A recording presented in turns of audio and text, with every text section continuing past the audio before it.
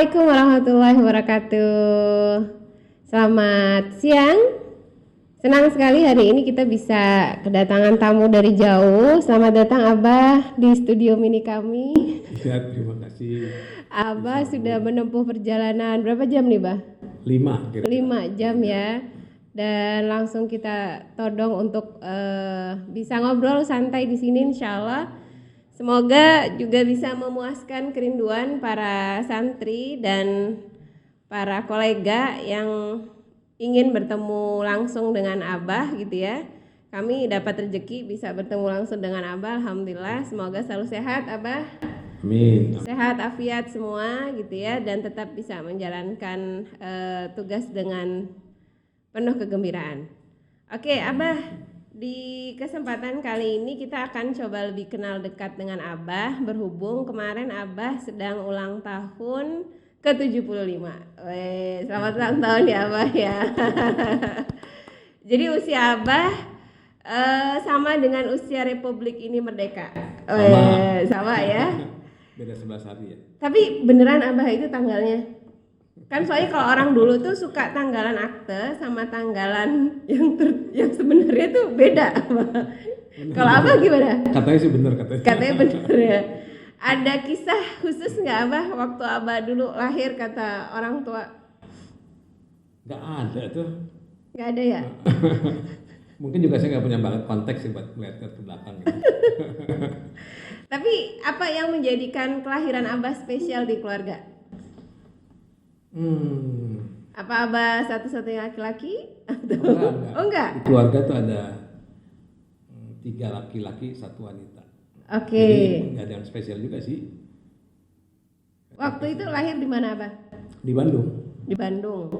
Di Bandung waktu zaman 4 tahun 45 kondisinya kayak apa tuh yang Abah inget pas Katanya Abah sih, kecil? Katanya sih zaman lagi ngungsi sana kemari katanya. Pasca kemerdekaan kan masih cukup masih bergolak itu, ya. Dan kebetulan ayah saya kan ikut tentara waktu itu. Walaupun nggak punya pangkat. Gitu. Oke. Jadi sempat pindah-pindah juga. Iya. Ingat nggak Bah pindah kemana aja? Enggak, dari waktu Bandung saya ingat, saya lupa malah. Tapi ketika pindah ke Jakarta saya ingat. Waktu umur 4 tahun itu masih ingat. Oh jadi Abah lahir di Bandung, kemudian besar di Jakarta. Sampai di Jakarta? Sampai umur 5 tahun balik lagi ke Bandung. Oh balik lagi ke Bandung. Oh kemudian menghabiskan masa sekolah di Bandung. Di Bandung. Kuliah juga di Bandung. Terus di Bandung.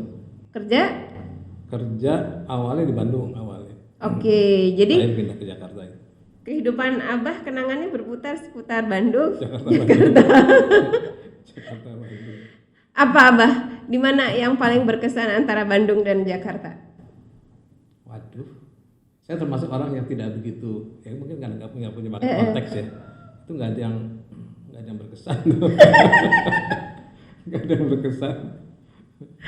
Cuma Bandung memang jadi karena lama di Bandung merasa akan Home base. merasa orang Bandung. Merasa orang Bandung. Saya nggak berani ngomong bahasa Sunda karena saya merasa kasar bahasa Sunda. Jadi ngerti tapi nggak berani.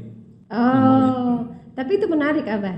Mungkin Abah bisa menyapa dengan bahasa Sunda. Abah pengen dengar gitu. Abah pakai bahasa Sunda. Mendingan enggak deh. Karena sebutan Abah itu kan konotasinya memang orang Sunda ya. Kita belum pernah denger nih Abah cuap-cuap pakai bahasa Sunda. Itu celakaan. Jadi begini, sebenarnya nama Abah itu kan sebenarnya karangan saja gitu. Jadi suatu saat ketika saya mulai masuk ke talent mapping, waktu itu masih belum WA lah, masih email gitu. Itu selalu kalau ada yang nanya selalu tanya Ibu atau Mbak gitu. Ibu Rama atau Mbak Rama. Tapi kalau salah di mana ya? Rupanya nama saya yang konotasi perempuan. Rama Royani kan perempuan. Iya betul. Nah, ketika saya pikir gimana caranya supaya ada nama itu benar katanya orang melihat itu sebagai laki-laki gitu kan. Jadi saya harus tambahkan sesuatu kan. Karena saya umurnya sudah tua, waktu kan udah umur 59, maka kalau Jakarta harusnya engkong kalau Jakarta. Tapi kalau engkong pasti kok nggak cocok sama sejarah. Sama bidangnya nggak cocok kan. Terus cari ke AA juga nggak cocok kemudahan. Akhirnya saya ambil Abah. Nah celakanya banyak orang berpikir saya itu orang Sunda. Jadi terutama kalau di Bandung atau di Jabar atau di Pemkot Bandung saya selalu ngajak bahasa Sunda gitu. Tapi Abah roaming. Ngerti tapi ngebales. Oke, jadi hari ini kita dapat cerita di balik panggilan Abah Rama Royani. Oke, ternyata Abah itu berarti sebutan yang Abah bikin sendiri supaya orang lebih familiar dan tidak salah menyebutkan antara Bu Rama Royani gitu ya. Kalau Abah pasti laki-laki pasti tua kan. Oke. Abah bisa mungkin diceritakan lagi, banyak mungkin santri yang tidak tahu gitu ya, perjalanan sampai ketemu talent mapping ini ceritanya gimana Abah? Ini juga satu yang menarik juga karena semuanya kok kebetulan gitu ya. Jadi begini, memang sebelum tahun 2000 itu ketika kami, kan saya usaha sudah lama, jadi dari sejak tahun 78 saya usaha sendiri ya dengan teman-teman. Itu pada menjelang akhir 2000 itu kita berpikir-pikir nih, apa sih gitu ya, ini perusahaan-perusahaan apa sih, mencari why-nya. Jadi why ini belakangan baru cari-cari. Kemudian teman saya meninggal, lalu saya waktu itu juga mikir ya, kenapa misalnya Singapura negaranya kecil nggak punya apa-apa tapi 10 kali lebih kaya dari Indonesia. Kemudian Israel juga negara kecil nggak punya apa-apa tapi juga 15 kali gitu. Itu menjadi pertanyaan besar. Waktu itu saya nemukan sesuatu bahwa mereka memang rupanya berbisnis di bidang sesuai dengan potensi mereka masing-masing. Sampai waktu itu saya berangkat ke Israel sebenarnya buat melihat. Karena saya lihat Israel itu bisa ekspor jeruk, bisa ekspor intan gitu ya. Bayangan saya di sana itu kan pertanian gitu ya, atau mereka juga punya gunung intan gitu. Ternyata mereka gersang banget gitu. Ketemu siapa tuh Bah waktu itu Abah? Saya nggak ketemu, jadi kami kan sebenarnya jualan barang-barang Israel kebetulan. Jadi karena ada hubungan itu saya datang ke sana gitu. Oke. Tapi ke sana pun diam karena lewat kan nggak dapat visa ke sana, jadi harus lewat Singapura dulu minta lalu ke sana gitu. Jadi ketika pertama saya tanya sih, ini Gunung Intan di mana? Enggak ada, saya nggak ada Intan. Loh, jadi kamu dapat dari mana Intan? Dari Afrika Selatan gitu. Terus jadi nanam apa? Oh nggak ada, nggak saya tanam apa-apa gitu. Kok bisa ya? Jadi di sana tuh nanam apapun nggak bisa sebenarnya sih. Terus nggak ada juga sumber daya. Jadi kalau kita gali tanahnya nggak ada apa-apa di tanahnya. Ke laut nggak ada ikan kan, ke laut mati kan. Tapi kok lebih kaya gitu. Nah saya menemukan di sana kalau di Singapura itu mereka kuat di servisnya. Jadi mereka bisnisnya semua servis. Itu sebabnya kalau orang mau buka perusahaan di Indonesia mendingan buka di Singapura. Karena cepet. Daftar sekarang 2 jam udah dapat telepon, dapat macam-macam. Kalau di sana kan pelayanan ya.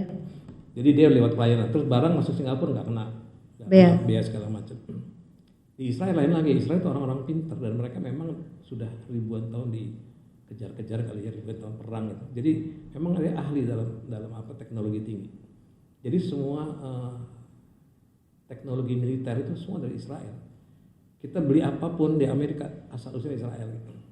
Jadi Israel selalu ngambil bagian yang strategis dari bisnis. Jadi, nah intan ini kan sebetulnya mahalnya karena digosok. Nah mereka jago gosok gitu. Dan saya ketemu rupanya kalau satu negara itu fokusnya pada potensinya, maka dia akan bisa maju lah gitu ya.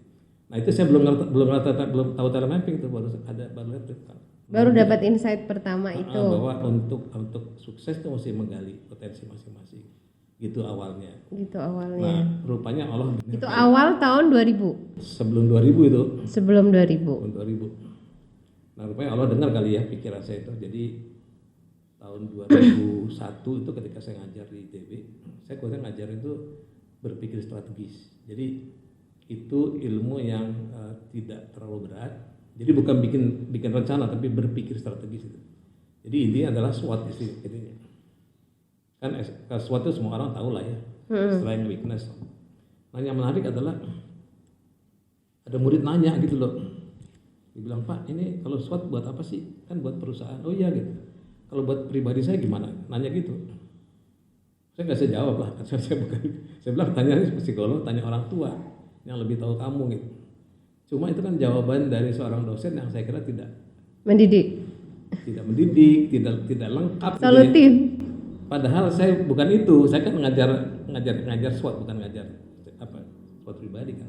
Saya bilang sama dia, saya pun nggak tahu SWOT saya gimana, nggak pernah gitu. Cuma jadi obsesi gitu, ini mesti dijawab, tapi jawabnya gimana nggak tahu gitu. Nah, itu. Masih ingat nggak Abah siapa yang nanya tuh? Itu yang saya lupa. Oke, siapapun yang melihat video ini dan merasa sebagai mahasiswa Abah dulu di ITB, ya Abah, silahkan komen. 2001, Anda dicari. Karena ternyata momen itu ya yang membuat kemudian mendorong Abah melakukan pencarian tentang tools yang membuat kita bisa SWOT diri kita. Oke. Kemudian Abah? Nah itu, jadi itu kan kebetulan orang nanya gitu, tapi jadi obsesi kan. Pas saya waktu itu masih sering 2001, sebetulnya ke Singapura gitu. Terus dan saya tiap ke Singapura selalu masuk toko buku gitu. Buat iseng aja lihat gitu. Tulisan ada buku tulisan namanya Now Discover Your Strength. Oke. Dan saya kan punya bakat connectedness, everything happen for a reason. Jadi begitu lihat juga, oh ini maksudnya Allah kali gitu loh. Oke. Jadi saya lihat itu awal pertemuan dengan strength base-nya Galuh. Iya. Gitu saya lihat bagus, tapi saya nggak ngerti karena itu kan bahasa psikologi terus bahasa Inggris lagi kan. Kalau saya kan Inggrisnya tanggung gitu. Saya pikir gimana ya, beli jangan beli gitu. Tapi bagus nih gitu. Saya beli 5 deh gitu. Jadi instead nggak beli, saya beli 5 karena saya pikir saya bisa bagi-bagi sama teman-teman yang bisa bahasa Inggris gitu. Di otak saya gitu, bagi beberapa pejabat saya bagi, ada direktur bank, ada calon menteri, macam-macam lah, dengan harapan mereka baca terus cerita sama saya kan. Nah yang kelima saya kasih ke ponakan temen yang jago bahasa Inggris. Setelah saya kasih, rupanya nggak ada yang baca tuh rupanya gitu. Cuma satu yang baca yang akhir jadi menteri. Dia bilang bagus Pak gitu. Dan ini nggak cerita, bagusnya nggak cerita isinya. Dan saya baru tahu bahwa dia ngomong bagus karena saya tanya. Karena 5 tahun kemudian dia bilang enggak, aku nggak dapat gitu. Jadi dia 5 tahun kemudian ngaku nggak pernah dikasih buku itu. Gitu. Terus kemana tuh bukunya? Jadi awal itu. Nah harapan saya kan yang 5 orang itu kasih feedback ke saya kan. Ternyata yang 4 nggak sama sekali. Tinggal satu-satu yang saya bisa tekan adalah anak teman saya gitu. Yang jago bahasa Inggris tadi. Saya telepon, Vin, udah baca belum? Udah Om, terangin dong. Wah nggak ngerti Om, nggak ngerti. Kok nggak ngerti gimana sih? Gitu. Karena mungkin istilah-istilahnya juga ya. Psikologi, aduh gimana ya? Buku bagus, tapi orang yang saya kasih baca juga tidak baca. Jadi hampir berhenti saya baca itu, hampir. Itu ujuk-ujuk ada yang datang ke kantor, direktur satu asuransi Buana namanya, Bu Sadi. Dia bilang, Pak Rama, kita bikin lagi yuk pelatihan. Pelatihan apa Bu? Ya, terserah lah apa saja. Yang penting harus Pak Rama yang bicara gitu. Waduh, saya nggak punya bahan Bu gitu. Karena saya udah ngajar macam-macam. Udah 7 Habit udah, terus apa namanya SWOT juga udah. Rupanya para manajer senang kalau saya ajari. Dan saya tidak sadar bahwa dia senang, cuma senang gitu. Apa Bu ya? Terserah lah gitu. Ada juga buku ini Bu, saya kasih bukunya. Buku apa tuh? Ya menggali kekuatan lah gitu. Ya udah itu aja lah gitu. Nah di situ malah petaka di situ gitu. karena saya mesti baca dan saya mesti bikin pelatihan. Waktu 6 bulan dikasih waktu. Kebayangkan buku mesti dibaca, dimengerti, bikin pelatihan, berikut assessment, dan assessment nggak kebayang masih sama sekali gitu. Nah jadi itu bulan Mei. Itu tahun 2001. 2001. Oke. Bulan Mei 2001, rencana Desember ada pelatihannya. Jadi karena saya tidak mampu baca sendiri, saya ajak beberapa manajer yang bisa bahasa Inggris. Jadi kita bahas seminggu 3 kali, lembar per lembar kita bahas, satu-satu baca, terjemahkan masing-masing dengan sebisa-bisanya lah. Terus bulan Agustus, salah satu manajer bilang, Pak, nanti asesmen gimana? Asesmen buat apa? Lah bagaimana mereka bisa menemukan? Iya ya, betul juga ya. Gimana cara menemukannya? Kan? Itu gimana Pak? Aduh, ya udah saya bikin lah gitu. Itu udah isinya nekat aja lah bikin yang pertama 352 pernyataan. Wow, berapa jam? Sekarang kan 170 kan? 352. 52. Tapi belum ada PSS. Oh. Masih betul-betul bakat. Jadi akhirnya bulan November mereka bilang, Pak boleh nggak ditunda sebulan? Terima kasih. Jadi ada waktu untuk menyempurnakan. Waktu itu masih pakai Excel. Masih pakai Excel. Jadi kita bulan Januari ngadain, diproses langsung di sana. Peserta senang. Padahal pengetahuan saya tentang itu masih jauh lah gitu ya. Kok senang mereka dibilang nih bagus Pak, bagus ya. Ya udah. Tapi versi pertama sudah ketemu 7 bakat teratasnya. Ketemu.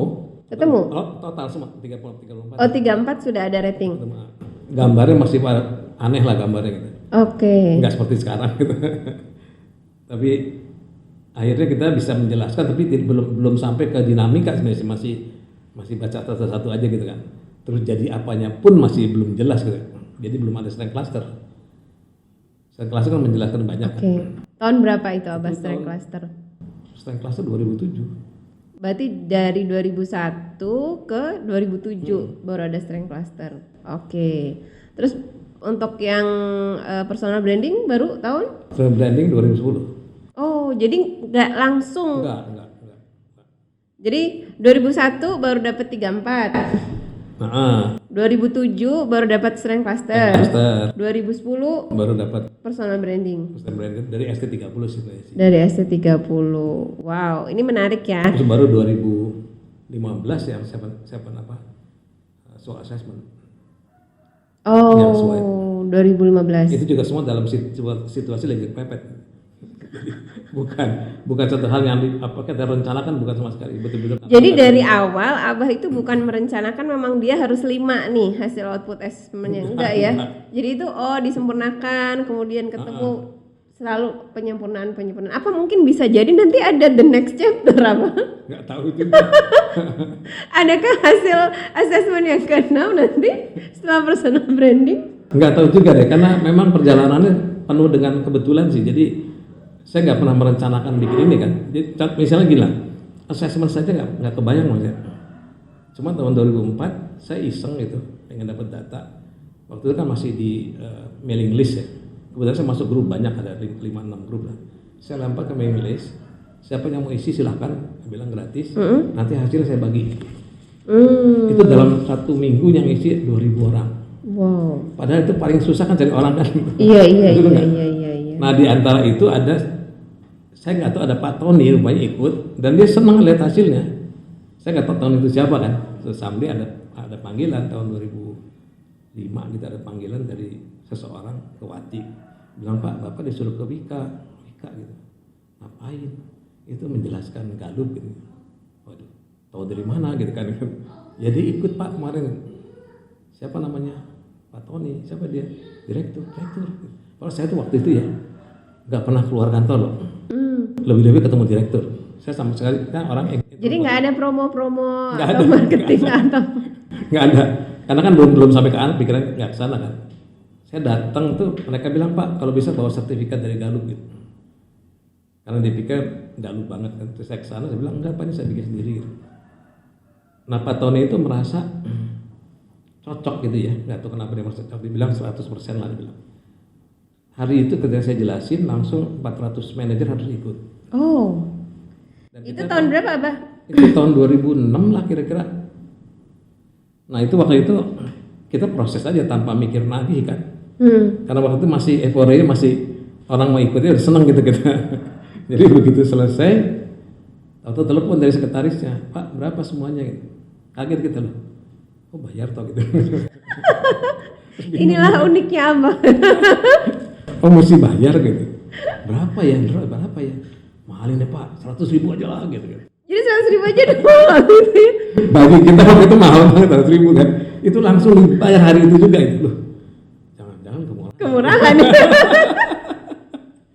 Kita lagi main-main kalau belum serius. Belum versi yang profesional ya. Tapi itu aja udah ada yang mau ya Pak ya.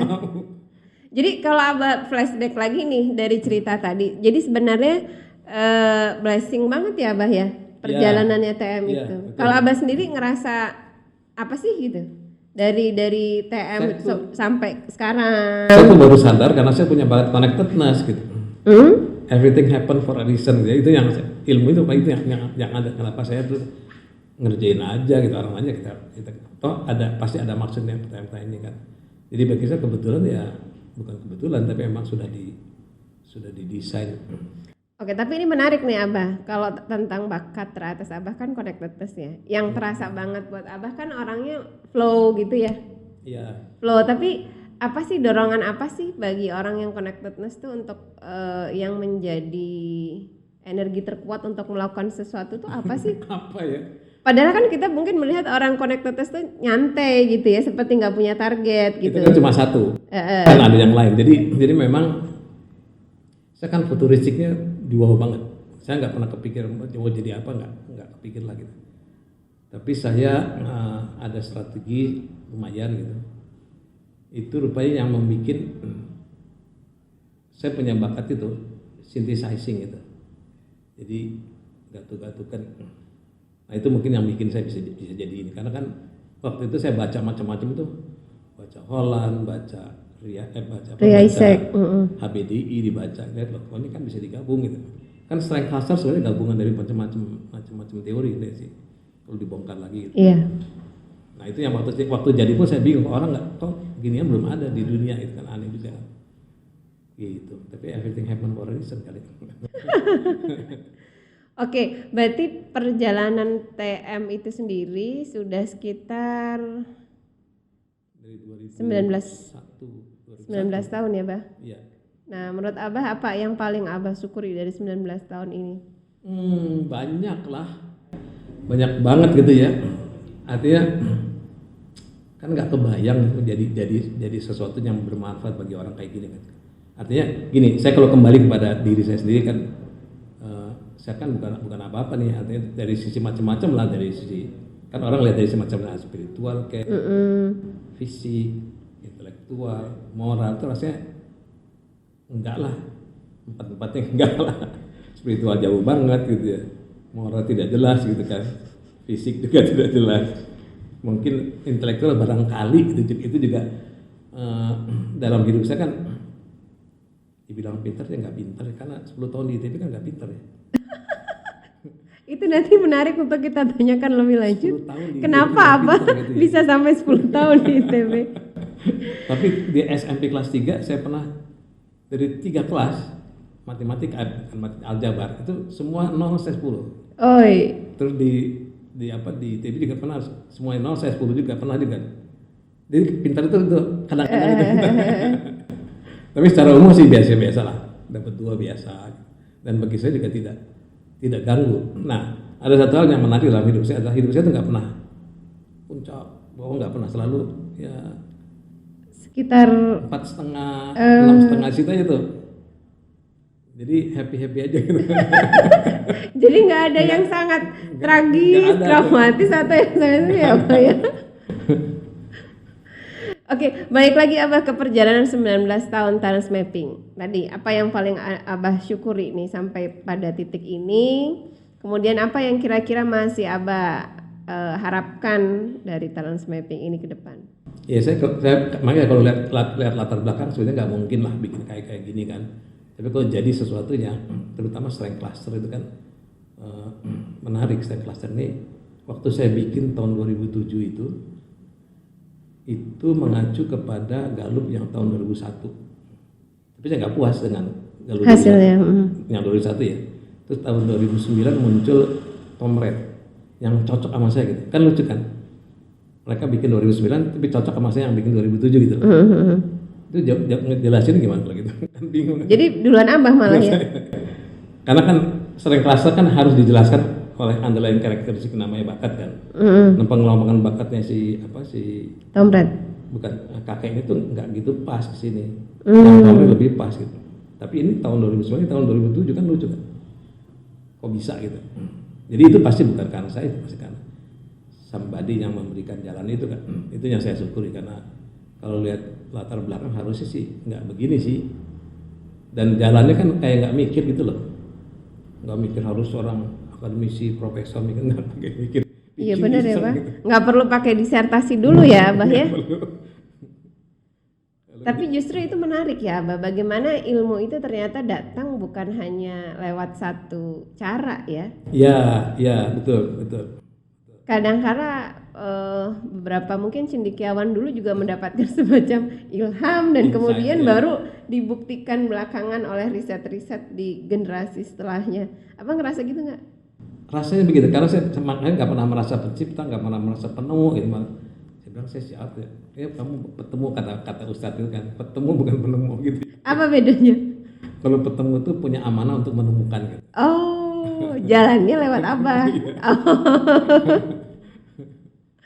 Tapi Abah nih, ini juga yang menarik gitu ya. Bagaimana kemudian talent mapping itu diajarkan dan berkembang dengan sistem lewat santri. Nah, kepikiran dengan cara kayak gini tuh kayak gimana sih Pak Abah? Nggak kepikiran. Nggak kepikiran juga? Kepikiran, jadi kenapa nggak lewat kalau misalkan oh yang lain harus certified begini dengan harus bayar segini, kompetensi segini, tapi justru model santri TM itu justru unik ya Abah? Unik. Itu gimana ceritanya?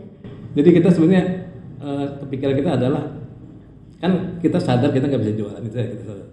Jadi caranya biar orang lain yang jualan supaya ajarin mereka lah. Jadi awalnya trainingnya nggak bayar malah sampai tahun 2013 itu kayak bikin training gitu ya. Abah langsung yang ngajarin? Nggak usah banyak deh gitu. Karena kita anggap toh nanti dia akan bisa jualan gitu kan. Nah memang makin kesini makin ada kebutuhan jadi makin banyak, kemudian nanti bagaimana dengan santri yang ngadain kan. Jadi akhirnya kita tetapkan. Jadi dulu waktu saya ngajar pertama di Jogja itu 500.000 juga nggak laku. Tahun berapa? 2014-2015 tak. Karena belum dikenal juga ya. Lebih di Solo gitu, nggak mungkin lah. Jadi mereka bilang nggak bisa dibahas. Sebab mereka ngitungnya gini, kalau panggil Ustadz Hari kan hitung pemateri aja kan. Kalau panggil saya pemateri juga saya semua juga kan. Nggak ada dananya ibu-ibu kan. Dan saya pasar ibu-ibu kan. Jadi ya udahlah gitu. Awalnya begitu awalnya. Nah setelah itu berkembang, beberapa maju, ada terutama Firman lah gitu. Dan dia kan mesti hidup, mesti bikin pelatihan, mesti ada profit kan. Nah untungnya Firman itu sudah punya semacam apa? Komunitas para pengusaha gitu. Lewat siapa? Dewa. Bagi dia murah gitu. 750 murah gitu sehari. Di sana kan sehari bisa sekian juta kan. Iya. Nah berkembangnya di sana sebenarnya sih. Akhirnya semua ngikut. Nah sejak 2015 mulai intensif tuh training oleh Firman. Yang lain terus ngikut yang lain. Awalnya saya nggak kebayang sama sekali. Jadi kalau ditanya gimana? Jadi itu juga bukan by design ya Abah ya, tapi juga lagi-lagi blessing ya. Blessing banget. Nah kemudian dari semua itu tuh apa yang masih Abah inginkan di TM-nya sendiri? Apakah Abah menilai TM tuh sudah cukup sempurna dalam pandangan Abah, atau memang masih ada obsesi lain nih yang masih disempurnakan? Bukan obsesi, tapi gini, kan sekarang TM ini bisa dibilang lumayan lah gitu dalam di asesmen tentang penemuan diri. Konsepnya ya bukan asesmennya. Cuma ini kan belum diterima oleh akademis gitu. Dan sudah ada yang nanya sih kenapa nggak dimasukin. Saya bilang sementara nggak mungkin karena Galup sendiri kan belum diterima oleh akademis. Kalau saya pakai buat itu ya. Jadi harapan saya banyak orang yang meneliti aja di akademi yang kan sekarang sudah ada beberapa penelitian tuh. Harapan saya dari sana masuknya akademi gitu. Itu satu. Kedua, konsep strength business kan masih konsep sangat baru. Bukan cuma di Indonesia, di dunia pun masih sangat baru gitu. Bakat tuh masih aneh di dunia kan. Tuh, masa kita mau lebih hebat dari dunia kan gitu. Sejajar atau sama dunia udah bagus loh. Dan sekarang telemapping menurut saya tidak kalah sama dunia. Iya betul. Jadi kalau kita baca buku-bukunya ada kan belum sampai kepikir sampai sini kan. Jadi ininya sudah bagus lah. Harapan saya begini. Sebenarnya harapan saya sih bukan assessment tapi konsep strength approach-nya yang penting. Karena kalau kembali ke zaman dulu, kok Israel ketemu strength-nya Singapura ketemu strength. Saya maunya negeri ini juga ketemu strength-nya gitu. Dan masing-masing daerah juga punya strength. Dan itu sampai sebenarnya kejadian COVID ini bagi saya bagus nih. Bagus ya. Hikmah dalam artian ada hikmahnya. Orang kalau lagi begini kan mencari apa yang dia bisa kan. Betul, kepepet kan. Sekarang kan mau kepepet bisa apa sih, ternyata bursa jualan macam-macam. muncul imun yang aneh-aneh yang kita nggak tahu kan. Dorongan yang benar-benar itu udah ada di kita, akhirnya Iya. diperes ya Abah Iya. ya untuk keluar Jadi, saripatinya. Dan 3 tahun terakhir saya udah bilang saya ingin supaya negeri ini Diberi ujian. diberi ujian dan dikasih. Ternyata beneran dikasih dan ujiannya berat banget gitu. Berat banget ya. Terima kasih Allah. Jadi kalau Din bisa simpulkan, Abah menginginkan TM itu bukan hanya kepake untuk individu-individu yang menemukan kemudian jati diri dan strength-nya, tapi juga dalam tataran komunitas. Cara berpikir yang saya berharap mikir strength approach lagi. Oke. Bisa di individu, bisa di komunitas, bisa di keluarga, bisa di daerah, bisa di negeri, bisa di perusahaan, gitu loh. Oke. Ya, sampai sekarang kan gini, orang nggak kebayang bahwa bakat itu penting buat gini, bakat itu penting buat menentukan perusahaan mana yang mesti diambil gitu kan.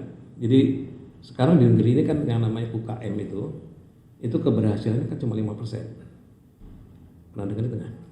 Keberhasilan dalam Sekolah UKM itu, sekolah bisnis lah, yang jadi pebisnis cuma 5%. Kenapa tuh kira-kira? Kan udah disekolahin gitu. Karena nggak semua cocok jadi pebisnis. Iya, bukan nggak semua cocok, niru. Tapi nggak tahu jati dirinya.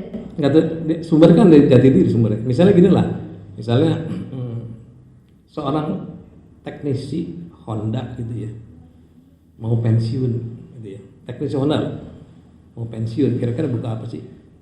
Bengkel mobil, bengkel motor. Bengkel motor kan. Nah itu kan skill sama knowledge. Betul. Butuh karakter nggak? Tertentu yang menentukan dia bisa berhasil enggaknya. Butuh karakter ya, bukan skill knowledge. Apa kira-kira karakter yang dibutuhkan untuk seorang buka bengkel gitu? Dia harus bisa melayani. Oke, kalau dia nggak suka melayani gimana? Berarti dia yang ini kotak-katik aja. Misalnya dia nggak suka melayani, buka bengkel nggak akan banyak berhasil kan? Iya. Karena customer nggak mau datang. Itu baru melayani. Kedua, restoratif. Kalau bengkelnya berantakan gitu, banyak orang datang nggak sih? Kan enggak. Jadi mesti orang yang disiplin gitu kan? Iya. Jadi nggak cukup skill knowledge. Nah, karakter orang ini harus sesuai dengan karakter bisnis yang dipilih gitu.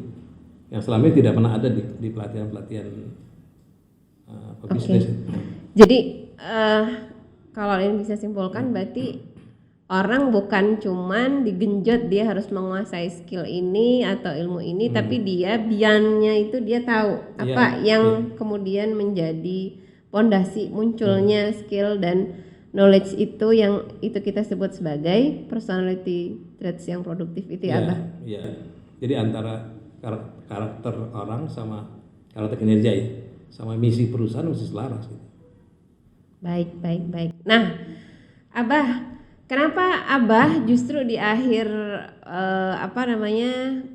kalau misalkan kakek-kakek lain gitu ya, itu justru menurun, kakek-kakek kan menurun tuh ritmenya, produktivitasnya, pengennya santai-santai, Abah kok masih terlihat sibuk gitu dan produktif di usia senja ini. Aduh. Kenapa tuh Abah? Saya tuh di sini juga saya bersyukur juga. Saya kebayang kalau saya nggak punya telemapping jadi apa gitu ya. Jadi apa? Karena begini. Mengurus sawah nggak ada sawah ya? Kan ahli saya AC ahlinya gitu. Masa masih kutak-kutik AC gitu. Jadi gini sebenarnya kan orang itu kan mesti punya makna hidup gitu ya. Hidup itu buat apa sih gitu. Nah, buntutnya kan apa gunanya dia ada di dunia ini. Jadi makanya kan di agama Islam disebut berapa besar manfaatnya bagi orang lain kan. Saya nggak kebayang kalau saya nggak punya ilmu ini gitu. Saya ahli AC gitu. Ngapain saya gitu ya? Tapi bagi Abang dulu pas sewaktu menekuni AC itu belum jadi meaningful activity. Saya nggak tahu apa itu meaningful. Pokoknya kan kalau kita ngomong sukses adalah bagaimana seberapa besar menerima gitu kan. Oke. Betul nggak? Betul. Sukses umumnya kan berapa besar kita terima gitu. Kalau dengan telemapping enggak, berapa besar kita ngasih gitu. Dan itu terasa sekali di apa? Sekarang terasa, gue ternyata ada gunanya hidup gitu. Oke, Abah, harapan Abah nih tentang talent mapping itu apa yang belum? Apa ya? Saya terus terang masih ya bilang galau ya kali. Kan talent mapping ini belum selesai belum masih ada Yang ingin Abah masih ada hal-hal mesti diperbaiki, masih banyak lah. Apakah mungkin kayaknya tidak tahu juga karena ternyata tidak mudah sih. Apa Abah tuh? Ya, bisa dibocorin nih. Dari bakat ke strike cluster. Oke. Itu kan otak saya 10 tahun yang lalu. Memang diperbaiki tahun 2012 diterapi. Tapi kan masih ada mungkin 10-15% yang masih perlu disempurnakan lah. Apakah mungkin akan bertambah gitu dari 114 jadi berapa? Enggak, kelihatan nambah sih enggak, tapi mungkin ada yang dipindahin tempatnya gitu ya.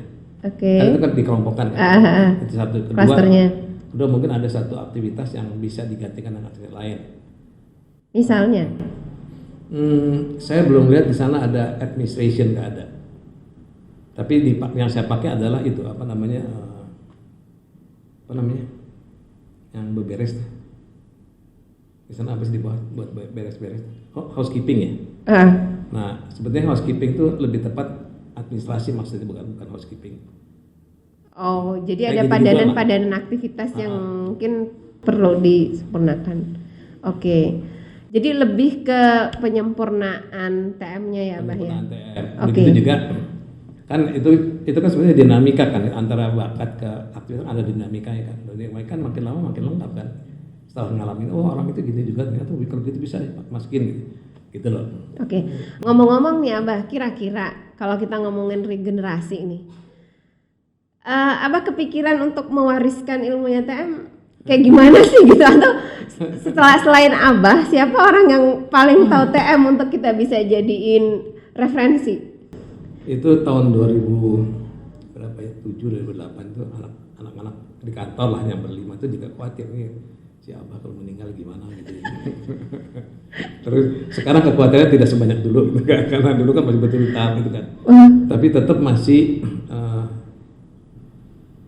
itu saya bilang mesti disempurnakan. Makanya saya akan ngawasi terus nih, bukan kalau ada pelatihan di santri bikin saya lihatin di mana yang kira-kira sudah lebih lengkap. Saya lihat kan kayak Firman udah lebih lengkap dari saya, terus Bu Nini juga kelihatan lebih lengkap dari saya, dan itu sampai saya berharap sebetulnya bisa ada pelatihan yang namanya TM diagnostik. Bagaimana? Berarti membedah TM. Iya, dari bakat ke aktivitas. Itu kan belum ada ilmunya kan. Betul. Nah, orang kecolongan nanya gimana? Nah itu jadi bego. Kalau selama ini teman diskusi siapa nih? Kalau untuk penyempurnaan TM, tapi kan Abah masih terus paling riset kan ya? Sekarang Dani sama Endro paling yang bisa diajak bicara kalau di kantor sih. Tapi risetnya kan masih jalan terus ya di Abah? Jalan, cuma kan risetnya bukan riset kayak sekolah gitu kan, risetan gitu lah. Tapi kan data 10.000 itu kan sebenarnya itu harta karun ya Abah, untuk kemudian dilihat sebenarnya kalau kita mau seriusin ya Abah ya. Orang dari setelah kelas S30 kan sudah orang banyak yang nanya, kok ini nggak ada gitu kan. Saya mesti jelasin kenapa nggak ada. Terakhir Firman, udah pikiran saya tahun 2010 saya kasih kamu deh gitu. Lihatin kenapa begitu gitu. Jadi pengelompokan itu nggak semudah membalik tangan pengelompokan itu. Kan di strength class kan kalau ada di 90 ada kelompok-kelompok gitu kan. Iya. Ya, misalnya, jadi kenapa ngumpul S adalah aktivitas ini, kemudian di aktivitas T ada aktivitas yang namanya selling, kemudian influencing sama brokering, itu digabung jadi satu selling, jadi seller namanya kan. Ini secara statistik nggak jalan bareng ini, jadi saya nggak bisa jumlahin asal jumlah, nggak bisa. Jadi sebenarnya kalau gitu yang penting mana selling, ya udah yang ini saya buang deh, sellingnya saya pakai gitu kan. Nah ini buang-buang ini kan ada rumusnya, ada datanya ya. Oke, menarik sekali. Semoga kita minta doa ya Bah ya dari semua ya, semoga masih diberikan kekuatan gitu ya, afiat untuk selalu bisa kemudian menjadikan TM ini lebih baik lagi secara kualitas dan bisa diterima. Kebayang nggak sih Abah TM mendunia gitu? Enggak. Karena Indonesia nggak bisa apa habis. lugu sekali. Betul, Indonesia nggak bisa habis loh gitu Indonesia. Kenapa, Pak? Itu pesimis atau? Oh enggak. Itu aja. Apa namanya? Tahu diri lagi bukan. Kan saya hijau. Jadi nggak usah pikir macam-macam dunia kan. Kayak gini, ST30 rencana tahun ini masuk dunia tahun ini. Tapi belum karena Covid kan. Karena gini, ST30 ini kalau saya bahasa Inggris kan saya bikin gratis itu langsung ditiru orang, pasti Cina, India pasti tiru. Oh. Udah modelnya begitu kelakuannya ya. Terlalu mudah. Kan ST30 terlalu mudah kan. Dan bagi dia make sense kan? Iya. Betul nggak? Walaupun tidak selengkap apa telemedicine, tapi banyak yang pakai itu kok. Cukup ya, cukup. Butuh bisa hidup dengan itu kan? Betul, Bisa hidup. Asal bisa gali sebat. Nah, dengan mudah akan ditiru. Tapi ya sudah, yang penting udah 10 tahun orang tahu di sini kan, gitu loh. Kebanyakan tuh ngapain pusing-pusing ke sana ya gitu. Di sini masih banyak orang. Gini, kita maunya berapa orang Indonesia sih setahun yang pakai telemapping? Kira-kira.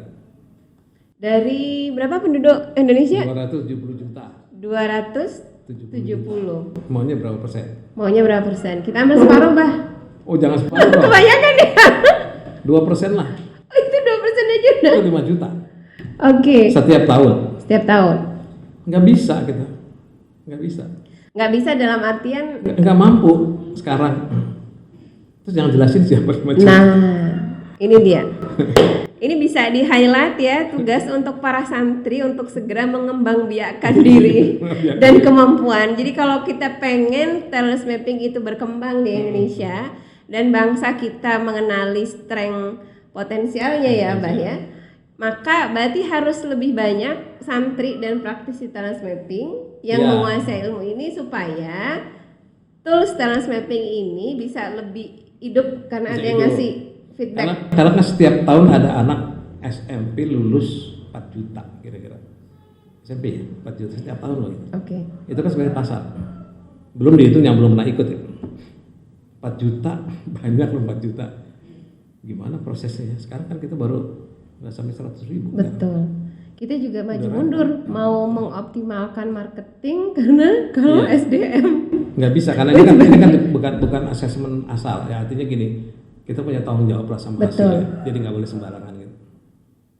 Dan memang talent mapping ini tidak dirancang untuk selesai hanya dengan software aja gitu. Tetap butuh sentuhan manusia. Nah itu apa punya idealisme sendiri nggak kenapa begitu? Kalau misalkan kita mikir ngejar banyak, udahlah selesai sama software aja, nggak usah pakai praktisi. Saya sih merasa kalau kita sembarangan sama gini kan ada itunya, ada risiko apa ya, backfire kan. Jadi nanti kena sendiri kita.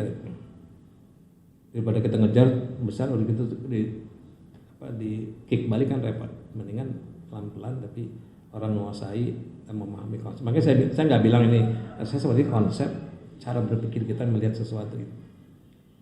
Oke. Ya, untuk sesi pertama kayaknya udahan ya kita ya. Nanti kita akan lanjutin ke sesi kedua gitu ya dengan ngobrol bareng Abah Rama Royani. Oke, terima kasih sudah menyimak. Assalamualaikum warahmatullahi wabarakatuh.